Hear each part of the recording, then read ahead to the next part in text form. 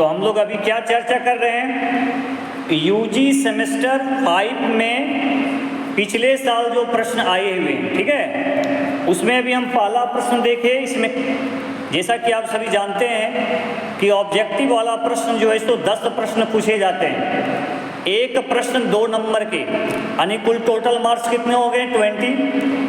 उसमें पहला प्रश्न जो प्रीवियस ईयर्स में पूछा गया था वो था कि महात्मा गांधी दक्षिण अफ्रीका से 1915 ईस्वी में लौटे थे, ये कथन सत्य है कि असत्य है? सत्य है, बहुत बढ़िया।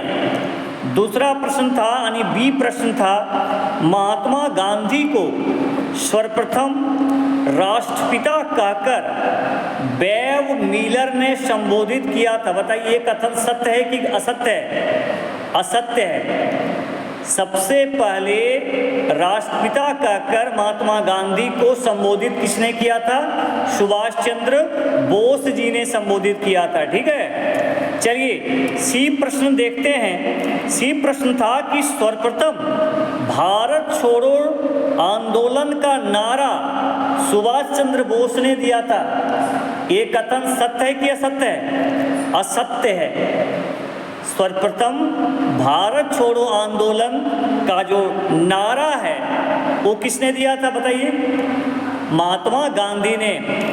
करो या मरो का भी नारा जो है सो महात्मा गांधी जी ने दिए थे, ठीक है, जब जानिएगा।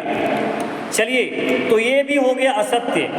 डी प्रश्न जो था प्रीवियस ईयर्स में क्वेश्चन में पूछा गया था वो था भारतीय राष्ट्रीय कांग्रेस के प्रथम अध्यक्ष एनी बेसेंट थी।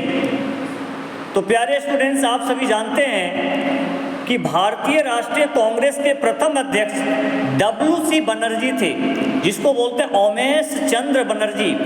लेकिन जहां तक एनी बेसेंट की सवाल है, वो भारतीय राष्ट्रीय कांग्रेस के प्रथम महिला अध्यक्ष थी, प्रथम महिला, ठीक है। और भारतीय राष्ट्रीय कांग्रेस की प्रथम भारतीय महिला अध्यक्ष कोई थी तो वो थी सरोजिनी नायडू, भारतीय महिला। लेकिन प्रथम महिला अध्यक्ष की बात यदि हम करते हैं तो एनी बेसेंट। चलिए नेक्स्ट प्रश्न देखते हैं। भारतीय राष्ट्रीय कांग्रेस का प्रथम अधिवेशन 28 दिसंबर 1885 को हुआ था, ये कथन बिल्कुल सत्य है, ठीक है।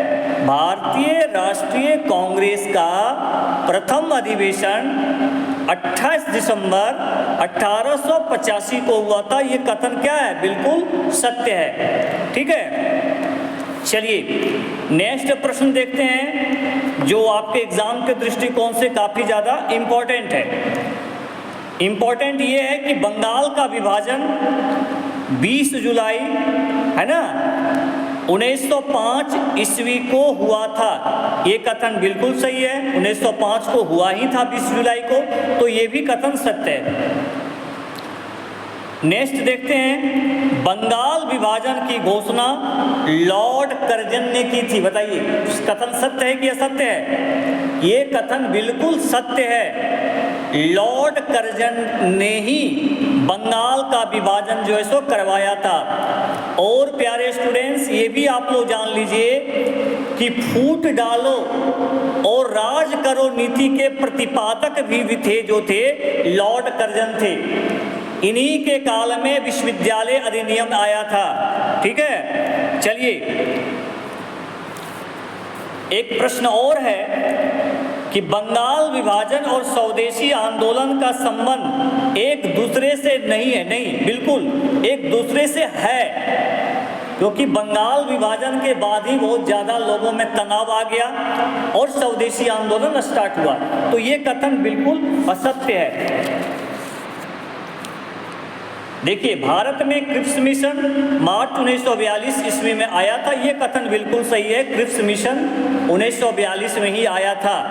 और भारत छोड़ो आंदोलन की असफलता के कारणों में भी क्रिप्स मिशन, भारत छोड़ो आंदोलन के जो कारण थे, समझ लीजिए भारत छोड़ो आंदोलन के कारणों में क्रिप्स मिशन की असफलता भी एक बहुत महत्वपूर्ण कारण था। क्योंकि भारत छोड़ो आंदोलन के पहले क्रिप्स मिशन यहाँ पर आए थे, जो यहाँ की समस्या को डील नहीं कर पाए, यानी वे असफल हो गए।